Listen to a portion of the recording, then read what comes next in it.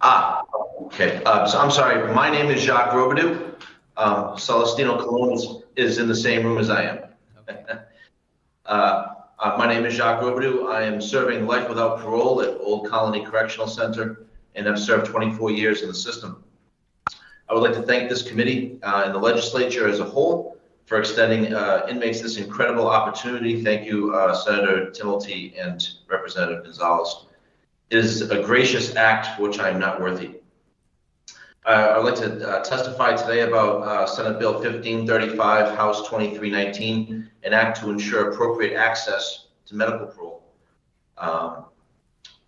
Specifically, I'd like to testify what I personally observed and directly heard from a fellow inmate, Romano Ferraro, during his ordeal with the medical parole petition. Several inmates and I aided this man in seeking his parole. 88 years old, wheelchair bound, bed in his cell, frail.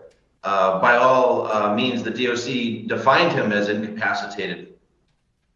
And he was also diagnosed with colon cancer with a terminal time to live. Following this, he endured the horrors of what is called the HSU in here in prison, the Health Services Unit, draining him of the little life that he had. We often refer to the HSU as the torture chamber or the DOC's chamber of secrets. This is one of the DOC's dirtiest secrets of what takes place within the Health Services Unit. And it's the reason why the first medical parole bill was enacted in the first place. I believe this next bill seeks to correct the problems or close the loopholes of the previous bill.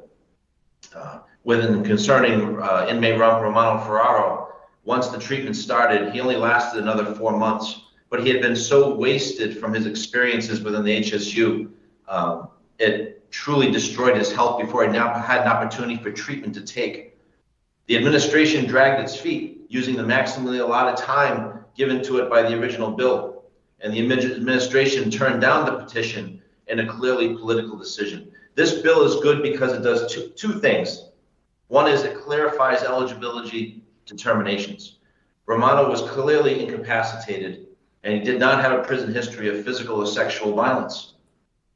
His medical parole eligibility was blatantly obvious to all staff and inmates who saw him on a daily basis. Yet for some reason, the administration deemed him not eligible. The only reason they could do this is for a political agenda, because what he was sentenced on, they did not like. The second part here is to ensure a speedy process. If we leave any ambiguity or loophole in medical parole time requirements, the DOC will mechanically use every last second. In its current mindset, the DOC cannot distinguish the spirit of the law or the will of the legislature. And so the legislature must impose its will with exacting language and direct commands. Thank you again for the incredible opportunity you have afforded us all. May God bless this great Commonwealth. Thank you very much. Thank you for your eloquent testimony and sharing the story, Mr. Romano. Go ahead. Mr. Robidoux? Yes, sir. You mentioned very humbly that you're not worthy of testimony, and I just want to let you know that you and everybody is worthy here who's a resident of the Commonwealth. All the voices count with this committee. Thank you, sir. I appreciate that. Thank you.